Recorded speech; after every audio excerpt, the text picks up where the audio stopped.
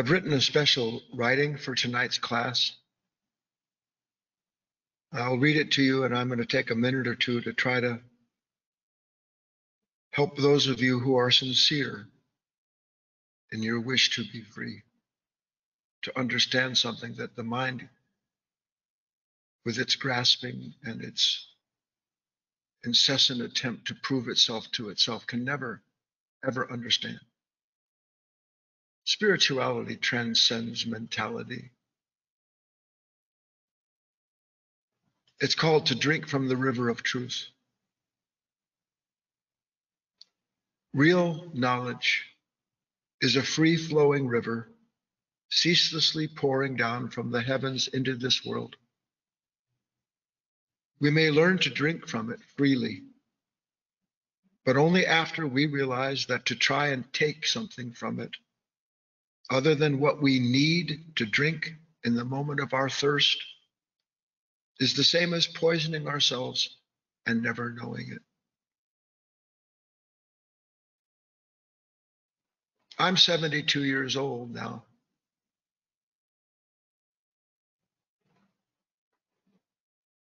And for many, many years,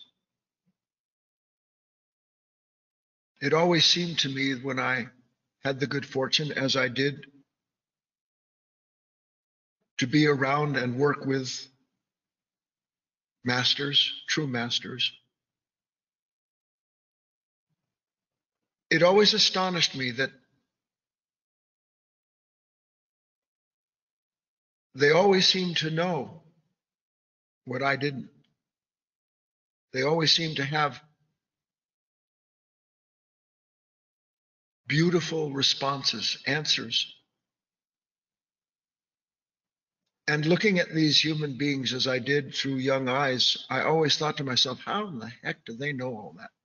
Where do they keep that? Have they memorized, have they memorized everything?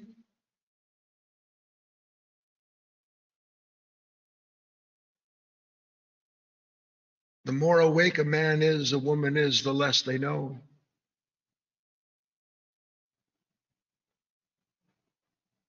And it is that lessening of self and its knowledge of itself that brings that person into this free-flowing river of impressions, this free-flowing river of wisdom that's never not pouring down, always perfectly there, poised, full of promise, of insight, there for the asking, given to anyone who has grown tired of answering their own questions and their own problems and trying to deal with the impressions they don't want. That person can drink from that freely, and they will always have in that moment everything that they need. That's why Christ told his disciples, don't worry about what you're going to say. It'll come to you in that moment. That wasn't something that was haphazardly included in the scripture. It was a perfect description of a relationship between a level of consciousness and its connectivity to that which feeds it and nourishes it without effort. But the second part says that freedom to drink from it, only when we realize that trying to take something from it other than what we need to drink in the moment. See, when it said that God knows that every sparrow that falls from the sky, when all of those things are ways in which blind men like myself, blind women, have tried to express to human beings that there is this all-encompassing intelligence whose awareness is not separated from anything that's within it, and that will give to that person precisely what they need if they will ask for it from need as opposed to from want or desire to prove themselves to themselves or others.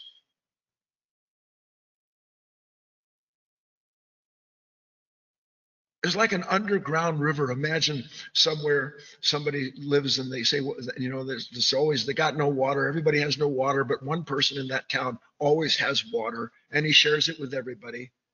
And everybody wants to know, where does he get the water from? Because they try to follow him, and then they can't. And then one day somebody comes and says, look, I'm not interested. I just want to know, how is that possible? He says, come with me. And he shows them the passage to an underground river.